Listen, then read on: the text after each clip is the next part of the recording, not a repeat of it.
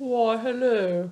I'm Casey the cat, and I'm doing what I do best sleeping. Almost asleep here. And I am the ruler of this household. Yes, I am. Um, you're kind of bothering me. Could I please get some sleep?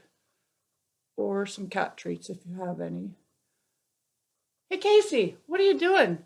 What are you doing with the video and my computer? That's weird. He has it on. That cat. So bizarre. Thinks he owns the place. Well, anyways, we're going to get going on grammar since I have you here. And third graders, we're finally to pattern 2, which means we'll be having direct objects and verb transitives. So we're going to just get through that stuff and some different verb tenses. So what you guys are going to need that will help you is if you get this sheet of paper, it's in your week 1 folder, and it's stapled to practice 37. So you need that and your green grammar book. So if you grab those really quick, maybe push pause and go get those. Okay, I need you guys to open to page 214 in your book, and we're going to go over what a direct object is. Okay, so number 1, reading from the blue box. Number 1, a direct object is a noun or pronoun. Number 2, a direct object completes the meaning of a sentence and is located in the predicate, so in the verb section after the verb. All right. Number 3, to find the direct object, ask what or whom after the verb. So for instance, we finally get a what to our verb, such as Tom ate what? A taco. So taco is our direct object. I stubbed what? My toe. So toe is the direct object. Okay. Going to number 4, a direct object must be someone or something different from the subject noun. So in my sentence, Tom ate a taco, Tom's the subject noun, taco's the direct object. Tom and taco are not the same thing. So that's another clue, you know that's a direct object. Okay? Number 5, a direct object is labeled with the abbreviation DO. And number 6, in a sentence containing a direct object, the verb is called transitive. A transitive verb is an action verb that tells what the subject does, and it is followed by a direct object. The transitive verb transfers the action from the subject to the direct object. It is labeled with a V, capital V / small lowercase t, and called verb transitive. Okay, so we'll just do a couple here together so that you get the hang of how it works. Okie doke. All righty, so up here, I have a couple sentences. We have Jane bought a car. Who bought a car? Jane. Subject noun. What is being said about Jane? Jane bought. Verb. Jane bought what? Car. And it's called verify the noun. Does car mean the same thing as Jane? No. So car, direct object, verb, transitive. So that's how you'll label that. A, article, adjective. Then over here we got a bigger code going now. We have subject noun, verb, transitive, direct object, pattern 2, check. So when we say check now, we're not only checking for prepositional phrases, but also that we remember to put the T for verb transitive. Period statement, declarative sentence, go back to the verb by the complete subject from the complete predicate. Okay, let's do one more. Joe will play his fancy banjo. Who will play his fancy banjo? Joe, subject noun. What is being said about Joe? Joe will play. Play, verb, will, helping verb. Will play what?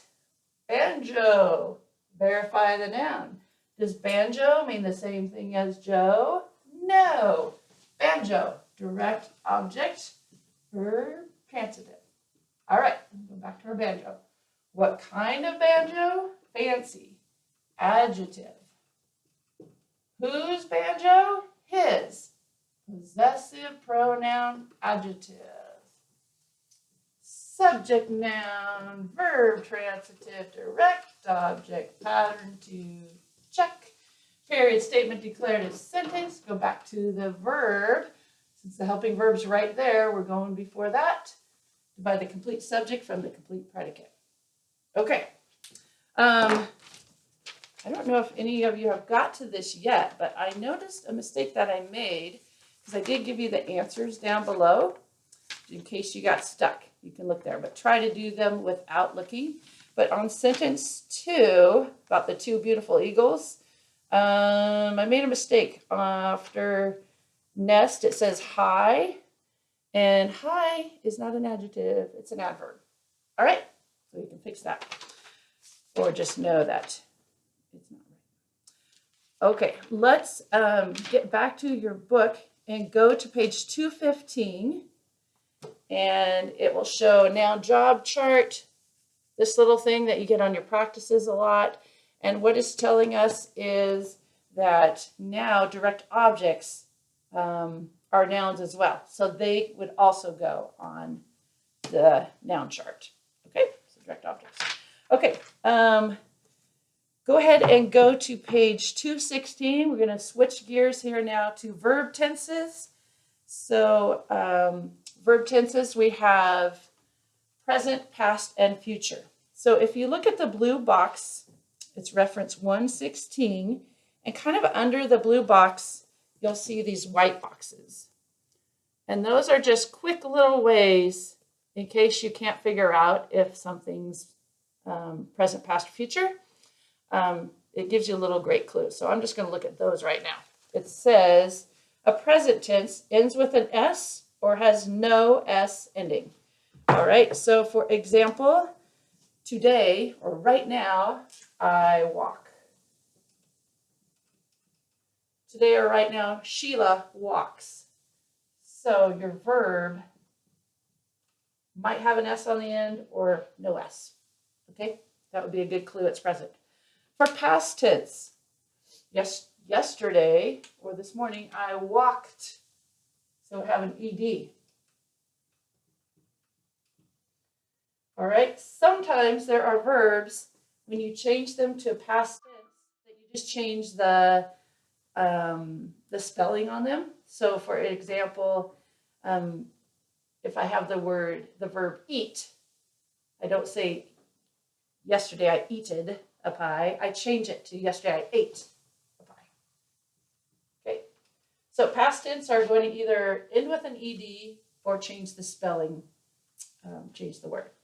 Future verbs, big clues for those because they're always going to have a will or shall before the verb, such as Joe will play. So that would be the future tense of will play, of the verb. So I will walk.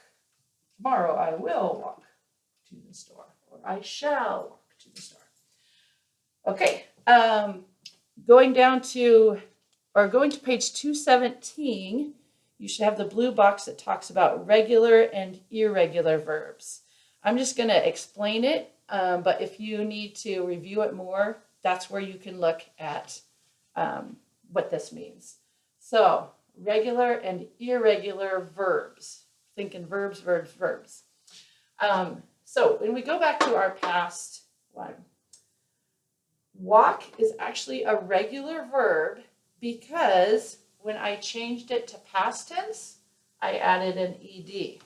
So let's think of some more regular verbs that when you change them to past tense, you just add an ED. Okay? So, regular. We got walk. We have play, because yesterday I played. We have jump, because yesterday I jumped. You would just add the EDs on all of these. Okay? Now, irregular verbs are when you change them to past tense and there is no ed, such as eat becomes ate. Here's one. You actually changed the whole word. I go to the store. Yesterday I went. That's a whole different word. Crazy. See. I see what you're doing, but yesterday I saw what you did. Okay? There is a whole list of irregular verbs on page 218. You'll see the big old verb chart. Okay? So that might be handy as you're doing some of your practices in the next couple of weeks. Okay? And it's just good to know how to say things the correct way. All right? In case. So you can look at some of those words and know how to say them correctly. In case there's a few you don't know. A lot of them we know just because we use the words every day. But sometimes there's some tricky ones. So let's get to the practice 37, where you actually kind of have to use this irregular, regular verb stuff. So in practice 37, it is exercise 3, it looks like, kind of middle to the bottom of the page there. And let's go through a couple of those. And we'll be on our way. All right. So the first one says, number 1, Brent cleans the car every Saturday. So the first thing we need to do is underline the verb. And what does Brent do? He cleans. So you would underline cleans. Okay. Then we have to decide, is that present? Is that a number 1 for present? Is it a number 2 for past? Or is it a number 3 for future? So cleans, there's that clue. It ends with an S. If you think about it, it sounds like he's doing it right now. So it is a number 1 for verb tense. Then it says main verb past tense form. So we're going to write this main verb in past tense form. So I just like to say yesterday because it makes me have to think about how I would say it. Yesterday, Brent cleaned. So that's how it would be in past tense form. Yesterday, Brent cleaned. All right, then we look at this and go, oh, bing, bing, bing. It ended with the ED. That makes it a regular. So in the next little section, you put an R for regular. Okay, let's do the second one and the third one, and then we'll be done for today. Number 2 says, my cousin gave candy to us after dinner. What did my cousin do? Must be a nice cousin, because he gave candy. All right, so think about gave. Did he already do it? Yes, so it's past tense. Number 2. Write the verb in past tense form. Well, it's already written in past tense form. Okay, so we are just going to rewrite it. It comes from the verb give, but now it's gave. So is there an ed on it to make it past tense? It's not gived, it's gave. So there's no ed, which makes it irregular, which starts with a capital I for irregular. Okay, number 3, every person will go on the train ride. So this has a helping verb with it. Every person is going to what? Will go. So you will need to underline the helping verb with it. Will go. Okay, and we have the big clue of the will. It means they're going to in the future. So that's a 3. When you get to this section, you'll just choose the main verb, not the helping verb, the main verb of go. And this is one where you change the whole word, remember? Yesterday I went. So regular or irregular? What do you think? Doesn't end with ED, so it's irregular. All right, that's the last one I'm going to do with you guys. Good luck to you. If you have any questions, have your parent email me or text me or something. Okay, see you guys.